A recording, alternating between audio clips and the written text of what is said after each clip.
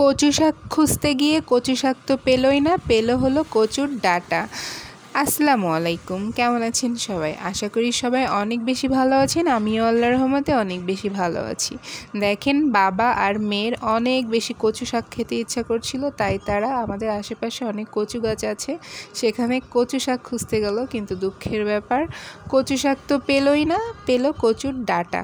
তো এগুলো কি করবে, সেই কচুর ডাঁটাই রান্না করতে হবে, কি আর করার। বাপ বেটি কচুর ডগা তুলে সেটা আবার সুন্দর করে পুকুর থেকে পানিতে ধুয়ে আমাকে রেডি করে দিচ্ছে, যাতে আমি রান্না করে দিই। কারণ আমি এগুলো রান্না করতে চাই না, তেমন অনেক ঝামেলার ব্যাপার। তো আগে ভালো করে পুকুর থেকে ধুয়ে এটা আবার কলের থেকে ভালো করে ধুয়ে নিয়েছিল। তো এই যে এটা আমাদের পুকুর। আমাদের পুকুরটা কিন্তু অনেক সুন্দর, অনেক ঠান্ডা পুকুরের পানি। তো এই যে আমি ওটা ভালো করে ধুয়ে ভালো করে ক্লিন করে নিয়েছি, কেটে কুটে একটু কাঁঠালের বিচি কেটে নিয়েছি, এটার মধ্যে দিয়ে রান্না করব। আর এই যে দেখেন, এটা হলো আমার নতুন চুলা। আজকেই চুলা কিনেছি, আর এই চুলাতে আমি আজকেই এই কচু শাক রান্না করব। আর আপনারা সবাই অবশ্যই জানেন যে কাঠের চুলায় রান্না করা তরকারি সব থেকে বেশি মজা হয়।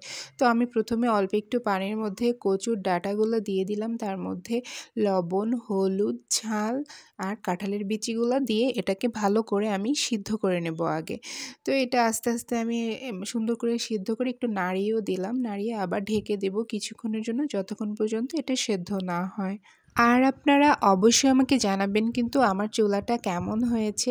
এই চুলাটা আমার কাছে অনেক বেশি ভালো লেগেছে, কারণ অনেক সুন্দর জ্বলছিল চুলাটা। হঠাৎ করে এই চুলায় রান্না করার অনেক বেশি শখ হলো, তার জন্য এটা কিনে নিয়ে আসলাম। আজকে থেকে আমি এটাতেই রান্না করব। তো এই যে আমার কচু শাকটা জাল করতে করতে একদম সেদ্ধ হয়ে কমে গেছে, একদম অল্প হয়ে গেছে। তো আমি আস্তে আস্তে জাল করে এটাকে সুন্দর করে নাড়িয়ে চাড়িয়ে আমি এটাকে নামিয়ে নিব বাঘার দেওয়ার জন্য। বাঘার দেওয়া বা তেলে দেওয়া, আপনারা যেটাই বলেন সেটাই। তো এই যে আমি ছোট একটা কড়াইতে বেশ খানিকটা পরিমাণ তেল নিয়ে নিলাম। তো তেলটা একটু বেশিই দিতে হয় কচু শাক রান্নাতে, আসলে কচু শাক না আর কি, কচুর ডগা। তো পেঁয়াজ রসুন দিয়ে দিলাম এর মধ্যে। পেঁয়াজ রসুনটা একদম লাল লাল করে ভেজে এর মধ্যে কচুর ডগাটা আমি দিয়ে দিব।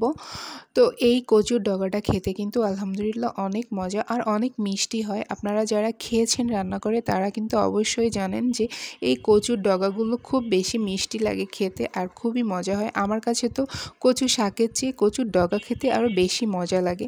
তো এই যে আমি পেঁয়াজ রসুন ভাজির মধ্যে এটাকে দিয়ে দিলাম। তো পানি শুকিয়ে একদম আঠা আঠা করে আমি এটাকে নামিয়ে নিলাম। নামিয়ে তারপরে যে চলে আসলাম খেতে।